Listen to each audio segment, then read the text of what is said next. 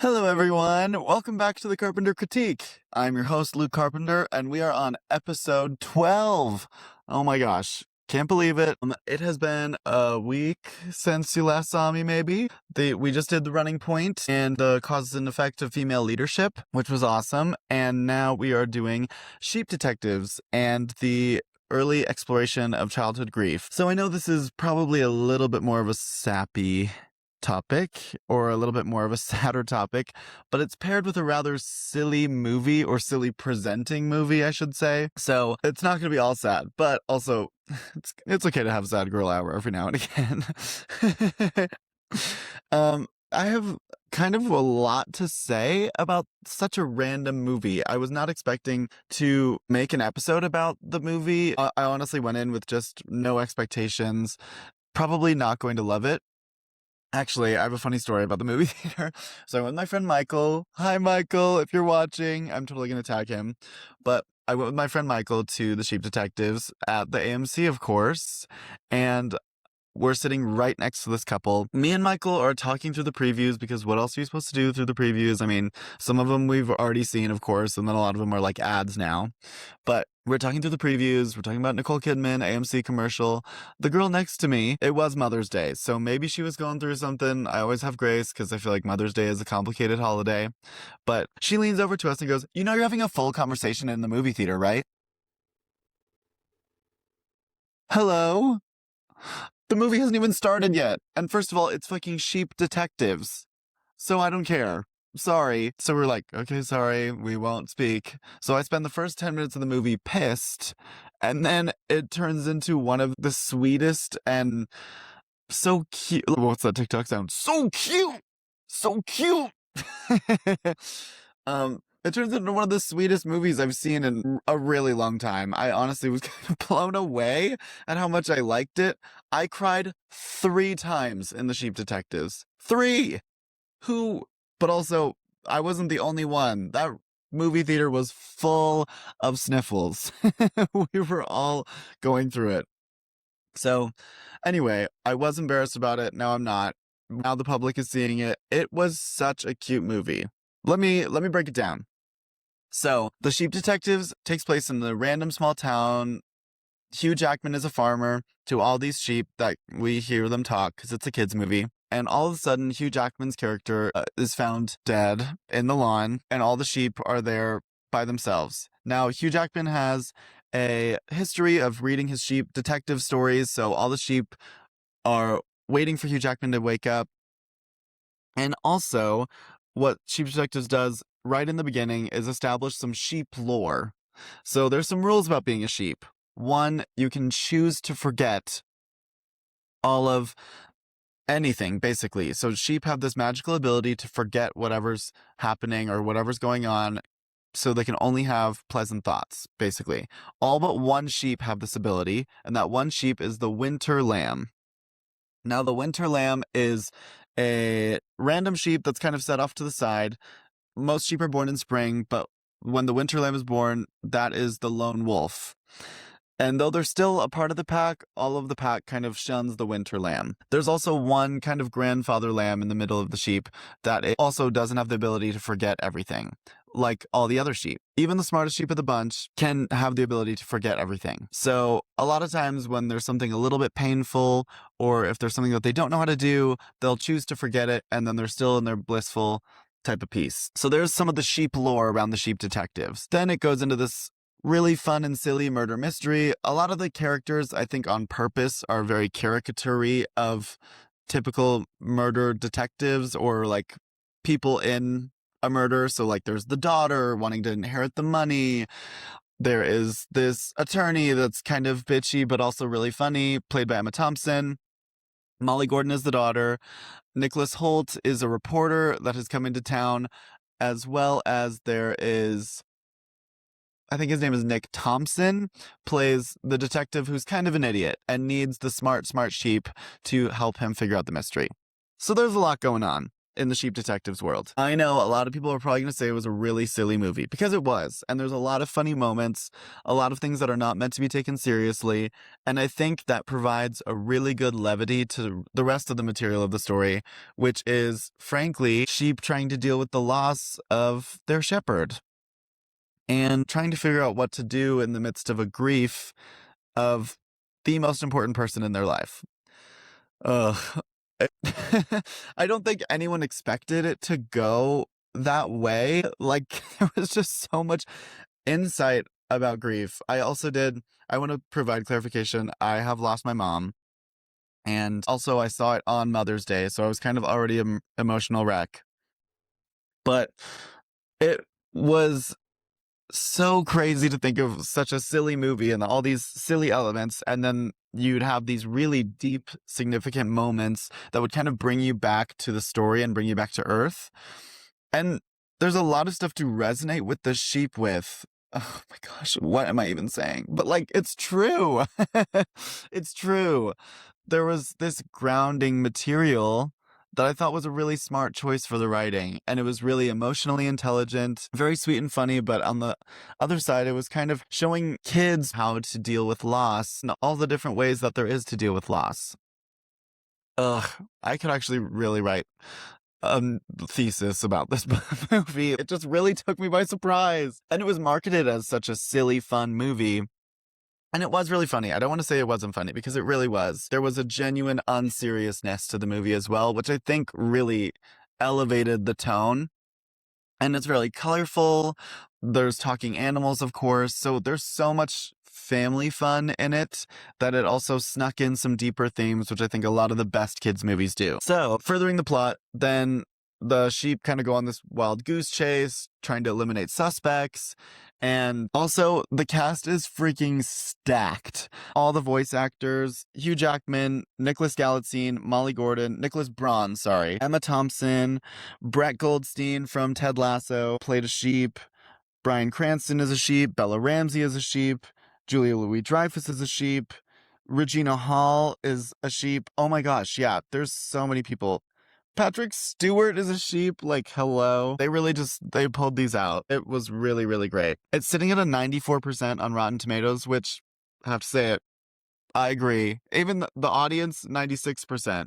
Crazy. But I totally agree. It was really, really sweet and charming, and there was so much to love about the movie. So anyway, the daughter, who was played by Molly Gordon, comes into town, Hugh Jackman's daughter, and everybody assumes that she's the murderer because she wanted the money, because Hugh Jackman was actually sitting on a $10 million project, a way of helping sheep. Now, spoiler alert, if you haven't seen Sheep Detectives, or if you're going to see Sheep Detectives and you don't want this spoiled, maybe skip the next 5 minutes that I'm about to reveal. But in the end, it's revealed that Nicholas Galitzine was the other child from Hugh Jackman, the son, who disguised himself as a reporter and dyed his hair so he could come into town, murder his father, and take the money for himself. He was going to frame the daughter and pin it on whoever else so that they would never find out his true identity. Of course, the sheep in the end use very cute little tactics, help the idiot detective figure out what's happening, and then the idiot detective solves the case. Whoop whoop! Very, very fun. Very cute. What makes the Sheep Detective so good is that there is a bit of darkness, so like the grief and the heavier emotions, but also just facing problems as opposed to forgetting them. There's a few quotes in there that we should admire sheep more because they allow themselves to belong to us. I mean, crazy. And that's true. Emotionally intelligent sheep, sure, we see sheep as followers, but also there is a lot to learn. They allow themselves to belong to their shepherd. I think maybe there's a bit of religion that could be pulled into it. What do you do when you feel like you've lost the person you're following or the God that you're following? Or what do you do when maybe you lose a parent or someone that's supposed to watch over you and someone that you're supposed to belong to for the rest of your life? And how do you deal with that? You're going to a different owner. The sheeps are going to a different owner, much like you have to look for new people, new influences in your life after you lose someone. There's also a winter lamb that's a bit older in the movie, and the winter lamb is kind of a hard personality to crack, but he's very smart. And so he keeps the other sheep informed, but he's not really a part of the pack because they shun him for being a winter lamb. And then in the end, because of the continuous grace that Lily ends up showing to the winter lamb, he sacrifices himself and fights off the other dogs that are hunting the sheep. It's so freaking sad. And he ends up sacrificing himself because that's his pack. And then Lily, the smartest sheep of all, decides not to forget him because it's important to remember the people that contribute to your life. Oh my gosh. I'm gonna cry. I know that's such a hard thing, especially in the culture today. I think a lot of it is if we find things that don't serve us, or if there's relationships that don't help us or make us grow, it's easy to cut them off or to choose to forget about relationships that really ended up hurting us or causing us pain. But a lot of the times the pain does teach us something, and we can learn from how much we loved someone and now they're lost, or maybe it's how much that we were dedicated to someone, or we learned something in the relationship with them. And so it's important to remember the relationships that formed us because they're going to be with you for the rest of your life, whether you like it or not. You'll have some memories with them, or you'll have some type of recurring dream. Like, they're never gone. I don't think people are ever really leaving us. I think you'll always have some type of emulation of their spirit close by. And it's good to remember that and remember the good things that they brought into your life. And sometimes it's good to remember the pain too, because maybe you won't get caught in a situation like that ever again. Or anyway, I'm rambling. But the Sheep Detectives really did try to approach grief with a very different tone. There is this underlying layer of loss, and the sheep are trying to find who killed their shepherd. And throughout the whole thing, it is playful and it's fun, and we're trying to be detectives and play around figuring out who did it and why. But there's also this, we want to prove it to our shepherd and prove it to ourselves that we can redeem this loss and find something and make this loss worth something, which is a beautiful, beautiful story. And it's done in a very silly way, which is really fun too. And it's genuinely funny. I laughed throughout a lot of it. And a lot of people in the theater laughed too. It was a really good movie. Yeah, there's also this innocence that sheep bring that maybe could be seen like childlike innocence, that they're willing to follow and they're willing to belong to you. But also there's this brilliance that children bring. I mean, I've met a lot of stupid kids, don't worry. Like, there's definitely stupid children everywhere, and you see them all the time, at, like, restaurants and stuff. So stupid kids are definitely out there, but there's also, I think Sheep Detectives did a good thing of kind of comparing the innocence that sheep have to children, and then showing that even children can open your mind, and a lot of times surprise you if you let them. There's more to them than just being a follower, or being this extension of their shepherd or extension of their parent, and they can surprise you, which is what the sheep did in the end. And they were so dedicated and wanting to prove it to themselves that they ended up solving the murder and truly finding justice in the end of the story. And I think children have that innate sense of goodness as well. Of course, I don't want to speak all children and generalize, but I would say that most children have this need to do good, and they want to please the people that are their parents or the people that they see as someone helping them in their life. And maybe we lose that when we grow up. Of course, a lot of people see that as people pleasing, and sometimes it is, and we got to grow out of that sometimes. But also, it really is nice to have people that look up to you, or you having the feeling of looking up to someone else and genuinely wanting their approval.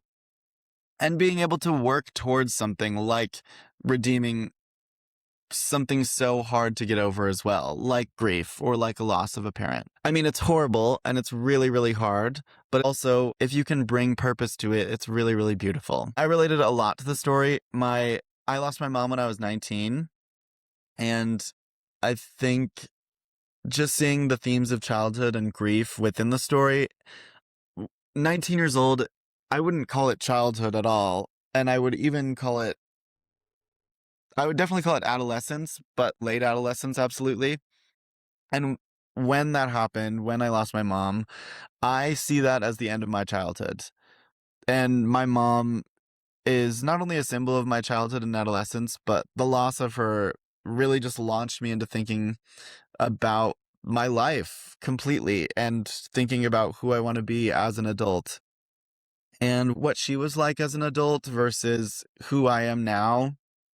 A lot of these themes, though they weren't really present in the Sheep Detective story, it did make me think that there is a difference in grieving when you're a child and grieving when you're an adolescent kid versus when you're grieving as an adult. And the Sheep Detectives brought in a lot of these similar themes of childhood grief. I also feel like I can bring some insight into it because I wasn't fully on my feet. I was in college at the time when I lost my mom. That year was horrible because I was trying to figure everything out without her. And my mom was arguably one of the most, if not the most important person in my life. One of the people telling me what to do and how to do it. And also just giving me guidance on how to be a person and how to operate functionally and what to do when my heart is broken and what to do when, I get great things that happen, but also when horrible things happen and who do you look to? Yeah, it was just a really, really hard time. It's hard to navigate loss, period. Loss is one of the worst things that can ever happen to someone, especially when you're really close to someone. When I lost my mom, it was such a pivotal time in my life. There was this innocence that I had to let go. And when I was around my mom, I was her child and I was not a baby, obviously, but there was just this safety and not knowing. Our relationship had a built-in safety net, as I think with a lot of the best moms. There's this built-in safety net of love and compassion no matter what you do. And you could do the worst thing and the moms will still be there for you, or a good mom will still be there for you. And I related that to the Sheep Detectives. It all goes back to the Sheep Detective. No, there was that very present, like, what do I do now? The person I look to is gone. And how do I move forward? That's something in maybe adult grief that is different, is because I know what to do and I know myself enough to know that if I'm going through a hard time, these are the things I need, A, B, and C. And these are the people I want to talk to and the people I want to hang out with to make myself feel better. But when you're a child, you don't really know how your body is going to react to all of that. And, okay. Sometimes when you're going through something so hard and so difficult that all you can do is escape into something else. Arguably, that's why I love movies so much, is I can just find myself in a different world or look in a different universe and be like, what would I act like in this universe, and fully escape into something else. But I don't know if childhood grief has this escapism factor, but there's definitely a playful factor that is really present when you're a child. And even in the hardest of times, sometimes doing something as simple as solving a mystery or doing some light detective work and throwing yourself into something else can be really therapeutic. I really liked the pairing of the childlike innocence of the sheep with this playfulness of solving a mystery and putting yourself into detective work, all the while doing it in a way that honors someone that you've lost, that you love. Though loss is terrible and really, really hard, it can really turn some of the most horrible memories into the most beautiful. Or there's a weird way that tragedy brings people together. And it's unfortunate that it takes tragedy to bring people together, but it really does. I remember a couple days after the news broke that I lost my mom, a bunch of my friends got together and they actually had a service for me in the church. It was so moving, and it was really, I've never had people show up for me like that before. And I'm so grateful for that to this day, because that was the worst week of my life. My mom was taken pretty suddenly and there was no really time to prepare, and my heart was just completely in shock, and I had I had no clue how to go through grief, and I had no clue how to operate without a mom. And in that week, just so many people showed up for me. I gotta chill. And I feel very blessed because a lot of people don't have that but it also showed me just how beautiful humanity could be. And so while it is one of the worst weeks of my life, that's also one of the greatest things that anyone has ever done for me. And I truly am thankful for all of those friends that were in that service that day, just there to lift me up and help me through that horrible, horrible time in my life. Ugh. Sorry, there's some backstory. For those who are listening, there's a little backstory to my life. But I did find a psychology article talking about childhood grief, and I do want to talk about that. So we're going to nip this sap story right now in the bud, and let's get psychology on this. Okay, so the article I chose this week is called Grief in Children and Adolescents, a developmentally informed clinical review with illustrative cases. And this article is by Vanessa Budiawan Soetioso, and then Izzatul Fithriyah. This one is published in the Journal of Korean Academy Child Adolescent Psychiatry. The article argues that grief in children and adolescents is fundamentally different from adult grief and must be understood through a developmental lens. Rather than being a single emotional process, childhood grief is often dynamic, developmentally shaped, and often expressed behaviorally instead of verbally. You'll find that a lot of adult grief is lots of talking. You talk to your therapist, you talk to other people, you help other people with words, and a lot of words are spoken to you. There's a lot of cards. So it's very word heavy. Adult grief is, and then I feel like childhood grief is very much like you don't quite understand what's happening, and it shows in your actions. Like you're just guessing at a lot of the things, and you're feeling all these overwhelming emotions that you don't know how to deal with. So a lot of times it turns into action instead of words, which in adulthood you kind of condense it all down to words. I mean, of course it's going to be through action too, but it's a lot more common in children that they don't know how to express it in words and only through actions. This isn't a typical experimental study like I normally go over on the Carpenter Critique. This is a clinical review. So there's a lot of different cases that went into this, and both of these authors went into different case studies about what happens in childhood grief and a lot of clinical observations as opposed to, this causes this effect because of blank. Less of a science experiment and more of a clinical review. There are no direct participants, like I said, and a lot of this has to do with just noticing themes and different clinical populations and what are the emerging tones that come from childhood grief in these case studies. So first of all, developmental differences in children's grief often depends heavily on what age they are and their cognitive development. Young children don't fully understand death's permanence and may expect the person to return. They express grief through play or regression. So if they are just learning how to maybe use the potty, a lot of times it will result in bedwetting. Or if they're learning how to use their words or press different buttons and anything, they'll kind of maybe regress into just crawling or walking. School-age children begin to understand that death is final, but they may show a lot of anxiety and somatic complaints. I think the fear of death is very, very present when you're younger. Or at least when I first started to learn about death, it's weird in my head that someone could possibly not be here. Because what do you mean they're not here? They've been here my entire life. Why are they not here? And so that creates a lot of anxiety and a lot of complaints. Grief is such a weird experience because genuinely I felt that my heart and my mind were struggling to keep up with each other. I really would feel like my heart was broken and my chest would hurt all the time. I remember the first year without my mom, I literally felt like it took so much effort to do everything, and it took so much out of me because body was like aching and I'm exhausted from crying or from just feeling. You wake up and it's a day full of, especially in the first couple months, I was just raw the whole time. And it was like my heart was so tender to basically every interaction that I had. I'm so glad for all of the friends that I had at the time, but it also was this weird process of like, I have to explain to you what's happening or else I don't understand what's happening with myself. And how people would ask me how they can help, and it's like, I genuinely don't know how to help. I just need you here, or I need to talk, or I need someone to ask me because I don't know how to help myself.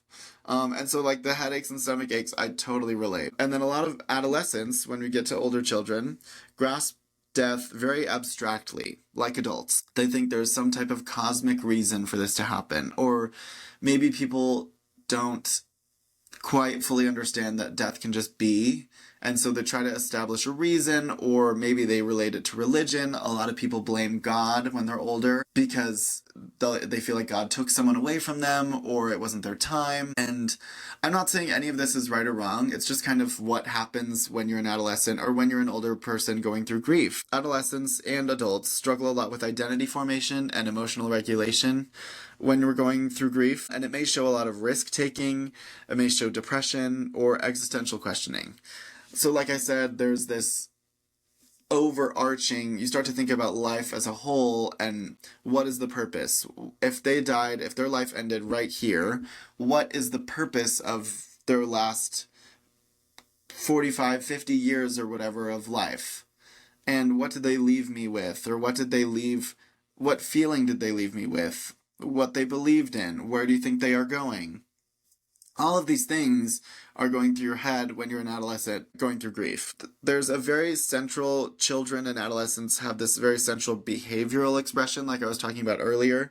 So children don't often verbalize grief, they act it out. A lot of times children can be mislabeled as having ADHD or behavioral problems or very oppositional behavior towards authority, and that's because they're going through something or they've lost someone and they don't know how to deal with it. There is this risk versus resilience factors. So the risk factors are lack of caregiver support, first exposure to death, prior mental health issues, family instability. A lot of those really risk the developmental outcome of a child if they go through a loss with any of those factors going on. And then a lot of the protective factors, so if you're going through a loss, a lot of these things will help.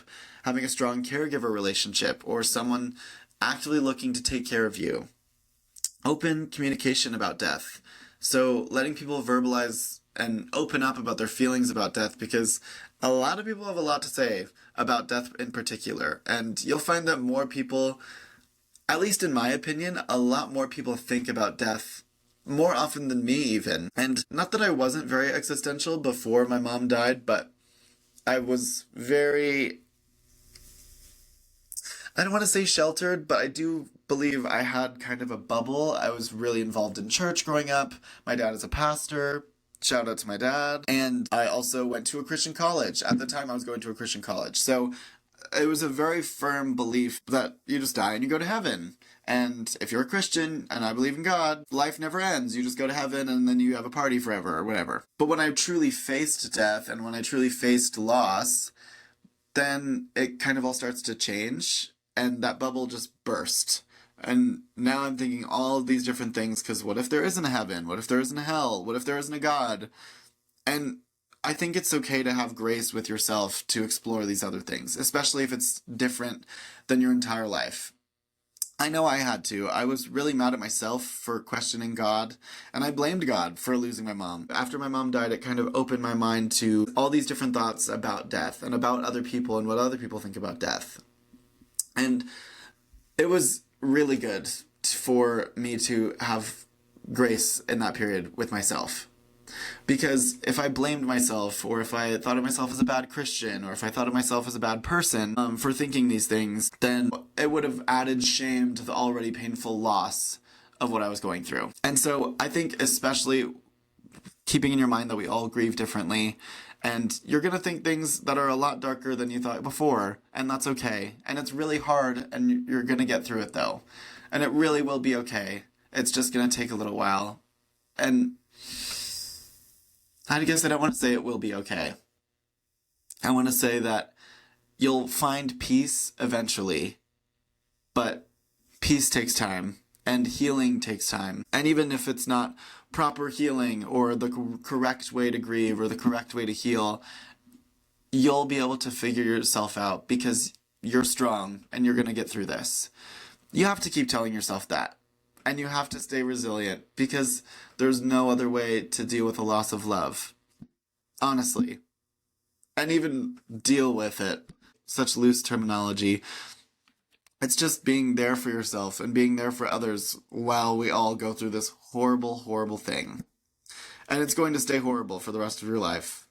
But I do really like reminiscing about my mom. I do really enjoy thinking about her and thinking about how who she was totally affected who I am today.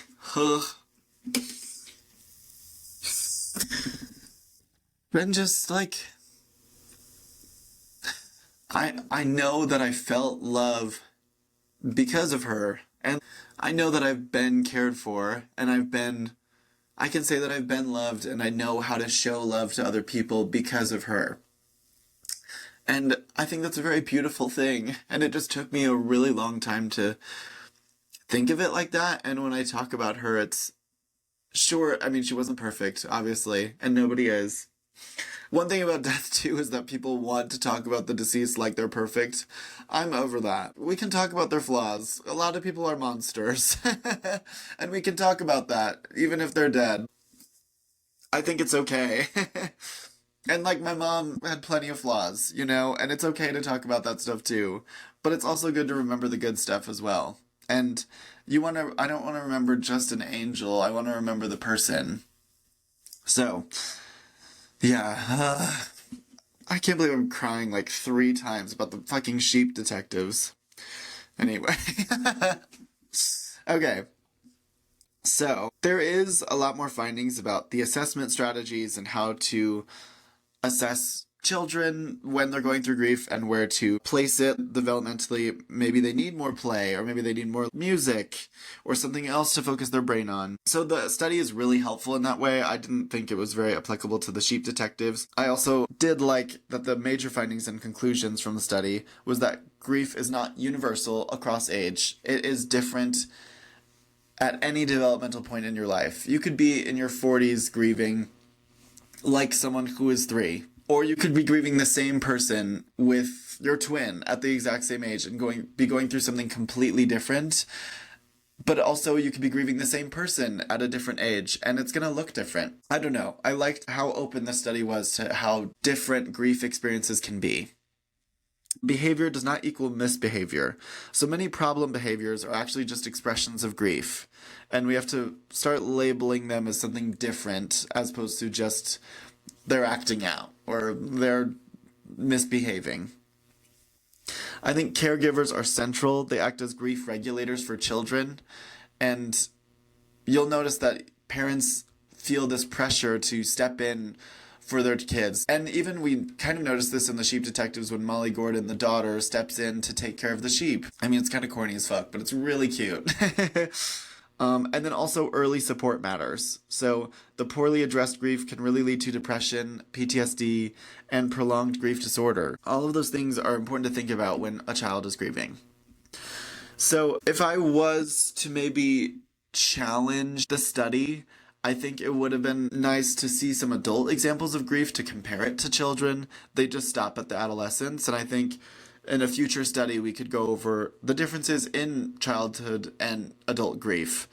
This one was very childhood-centered, which is good, and I'm glad we have studies for that. But maybe for future research purposes, we could look at the adult grief versus child grief. I think this does challenge this adult-centric psychology that only good psychological work can be done with grief, or just saying that children are smaller adults, so whatever we use as therapy for adults will work for children.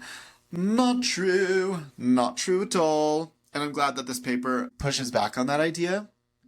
And it also reinforces this view of children actively do construct the meaning of death, and they'll do it differently based on their development. This also aligns with this biopsychosocial model. So like grief is shaped by psychological factors like emotional regulation. It's also shaped by social context, so the family and culture in which you were raised in. And grief is also different based on developmental stage, like this paper is saying. And this fits a really broad and healthier psychological framework than just one size fits all for grief therapy. The bottom line takeaway is that if you don't understand development, or if you don't understand changing over time, you're not going to understand the grief that happens in children.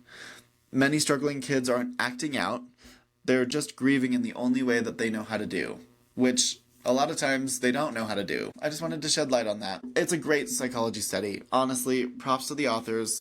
I wanted to bring in just one last thing before we go about how processing loss is different without the language to understand it.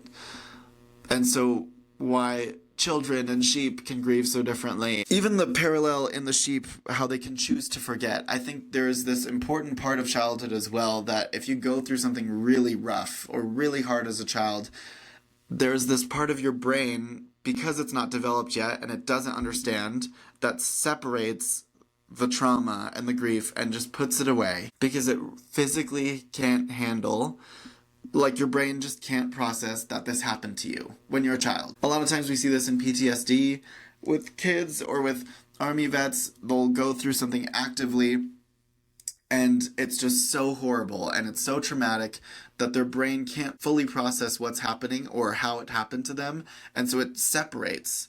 And you completely forget or you phase it out and you only remember it when you start to dive in deep about the thoughts you had during that time. And the sheep can do the same thing, and they can choose to forget. Not that children are choosing to forget, but their brain protects them from acknowledging this horrible thing that happened in their life. And the sheep did that in a way to protect themselves, so they wouldn't be feeling all these deep emotions and feeling all these horrible things, because they're just sheep and they can only handle so much. In the end, they learn that they really can handle the loss and the grief as long as they remember the good parts and they remember their shepherd as a person who really helped them in their life. Because that's what love is remembering and seeing someone for who they truly are and how they contributed to who you are. The sheep were able to show us that because they belonged to someone, they were allowed to love them and we're allowed to keep them in our hearts. Even if it's really, really hard, we have to choose to remember because we love them and we can't help but remember. It really does mirror the way that children grieve, and I'm very, very impressed with the Sheep Detectives. Overall, I would say the Sheep Detectives really isn't about solving a disappearance. It's about what happens when beings, like sheep or children, are left alone with a loss that they don't understand. The uncomfortable truth is, what looks like curiosity and misbehavior or distraction, such as solving a murder mystery or, doing some light detective work, is often just grief looking for a way out. And I'm going to leave you on that note. I'm emotionally overwhelmed. I need to check out. But for those who this is your first intro to the podcast, wow, what an intro. So sorry for crying 3 times, but actually I'm not, and we need to cry more. Let's cry more! If you want to follow me on social media, I am at the Carpenter Critique, and if you want to watch, this is available on YouTube, or if you're just a listener, we also have Spotify, Apple Podcasts, and Amazon Music available to you as well.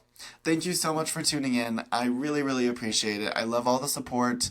I hope you go see Sheep Detectives. It is great. And also check out the research article, Grief in Children and Adolescents, a developmentally informed clinical review with illustrative cases by Vanessa and Izzatul. Thank you so much for listening and have a great week. Bye!